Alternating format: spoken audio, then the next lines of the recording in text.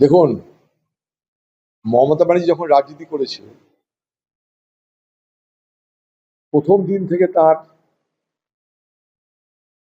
একটাই অভ্যাস ছিল, প্রতিদিন সকালবেলা উঠে খবরের কাগজে তার নাম আছে কিনা সেটা দেখে নেওয়া। তিনি নিউজ অ্যাডিক্টেড একটা লেডি।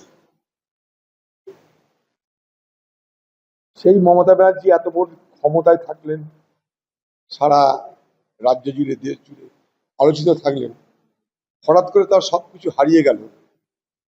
তাতে মমতা ব্যানার্জি নিজের মানসিক ভারসাম্য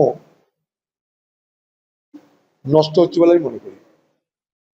তা না হলে তাঁর দলের একটা কর্মীকে প্রকাশ্য রাজপথে এভাবে তিনি চড় মারতে পারতেন না। আমার মনে হয় মমতা ব্যানার্জির উচিত সেই কর্মীর কাছে ভুল স্বীকার করে নেওয়া। কারণ কোনো কর্মী কিন্তু কারোর